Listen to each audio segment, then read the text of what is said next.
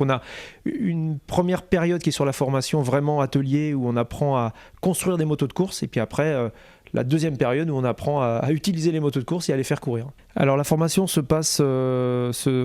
déroule on va dire en 2 temps. Il y a une première période où les jeunes arrivent juste avant les vacances de la Toussaint pour une période de 2 semaines où là on a les anciens et les nouveaux élèves.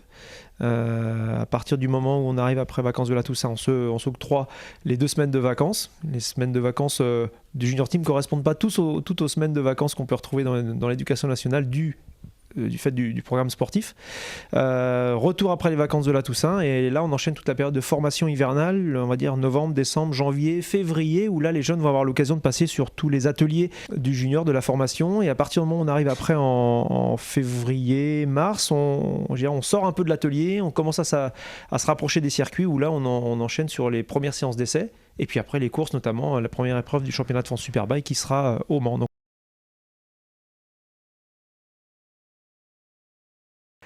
Alors on a deux phases. Il y a une première phase qui est tout au long de l'année où on reçoit des dossiers, entre 50 et 70 dossiers tous les ans.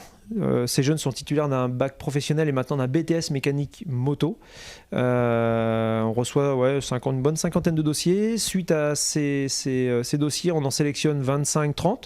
On les fait venir à l'atelier et suite à ces dossiers-là, on en garde 10 pour intégrer le junior team. C'est là où le jeu avec le junior, il est tous les ans un peu remis en cause.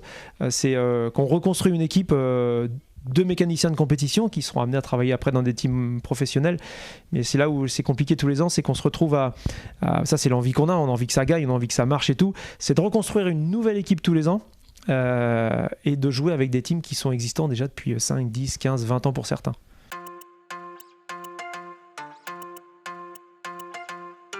Transition technique un petit peu quand même parce que certains viennent d'apprentissage avec une expérience un petit peu plus forte, certains ont de l'expérience de leur côté propre par tonton qui fait de la moto, par lui-même qui fait un petit peu de circuit, du motocross, etc. D'autres par contre ont suivi une voie beaucoup plus classique, je dirais, avec parfois moins d'expérience suivant les stages que les jeunes ont fait, suivant leur expérience personnelle.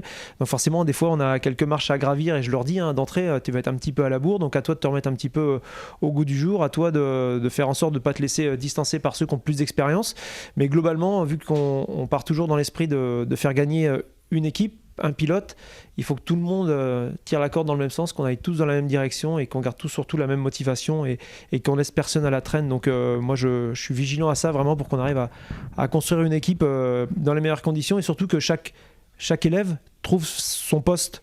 Il y en a qui vont être à l'essence, d'autres à la roue avant, d'autres à la roue arrière, d'autres qui vont être plus à l'aise en électronique, en électricité, en acquisition de données, etc. Donc c'est important que chacun trouve sa place et je dirais que tous les ans on arrive à trouver un personnage pour une fonction.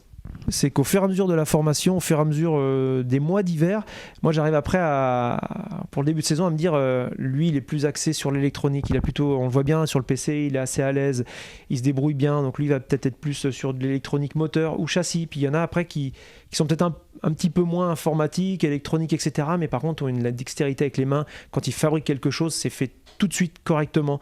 Donc je dirais qu'on n'est pas tous égaux, on est hyper complémentaires.